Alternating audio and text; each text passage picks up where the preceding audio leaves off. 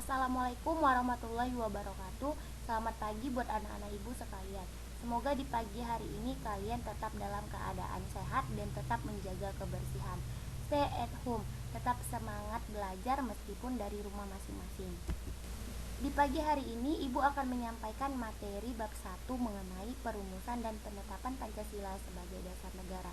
Di materi kali ini terbagi menjadi 3 sub materi. Yang pertama, perumusan Pancasila sebagai dasar negara mengenai terbentuknya BPUPKI.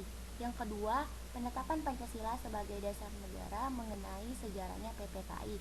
Yang ketiga, semangat pendiri negara dalam merumuskan dan menetapkan Pancasila sebagai dasar negara. Pertemuan pertama, ibu akan membahas 4 topik sekaligus. Yang pertama itu adalah latar belakang perumusan. Yang kedua, pembentukan BPUPKI dan tugas BPUPKI. Yang ketiga, sidang BPUPKI. Dan yang keempat, tokoh BPUPKI. Latar belakang proses perumusan dan penetapan dasar negara. Apa sih yang melatar belakangin perumusan dan penetapan dasar negara? Bisa kalian lihat bersama. Bermula dari peristiwa kekalahan pasukan Jepang dari Sekutu, Jepang mengalami banyak kekalahan dan kehilangan banyak wilayah kekuasaannya. Demikian ini Jepang dalam keadaan terdesak.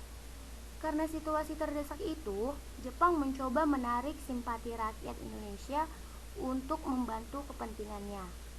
Oleh karena itu, Jepang menjanjikan kemerdekaan bagi bangsa Indonesia. Sehingga Jepang membentuk suatu badan yang dinamakan BPUPKI, yaitu Badan Penyelidik Usaha-Usaha Persiapan Kemerdekaan yang sering disebut Dokuritsu Junbi Kosakai. Bagi Jepang, pembentukan BPUPKI ini adalah bagian dari strategi politiknya. Namun, bagi Indonesia dan kaum pergerakan bangsa Indonesia khususnya ini kesempatan terbaik untuk mempersiapkan kemerdekaan Indonesia. Pembentukan BPUPKI. Tanggal 1 Maret 1945, Jepang mengumumkan pembentukan BPUPKI. Tanggal 29 April 1945, BPUPKI dibentuk oleh pemerintahan militer Jepang. Tanggal ini bertepatan hari ulang tahun Kaisar Hirohito. Sedangkan tanggal 28 Mei 1945, BPUPKI diresmikan oleh pemerintah militer Jepang, dilangsungkan di Gedung Choesang-in yang sekarang Gedung Pancasila. Tugas BPUPKI. BPUPKI bertugas mempersiapkan kemerdekaan dan merumuskan tentang ekonomi, politik, dan tata pemerintahan sebagai persyaratan yang harus dipenuhi oleh negara yang merdeka.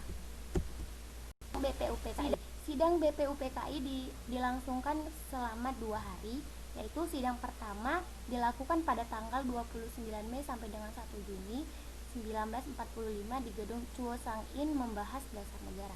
Ya, sidang kedua itu pada tanggal 10 sampai 16 Juli 1945 Undang-Undang Dasar.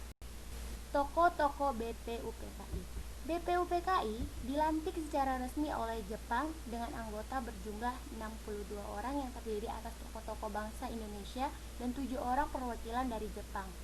Ketua BPUPKI itu sendiri adalah KRT Rajiman Weddireningrat. Sedangkan wakil ketua BPUPKI itu ada 2. Yang pertama dari bangsa Jepang dan yang kedua dari bangsa Indonesia.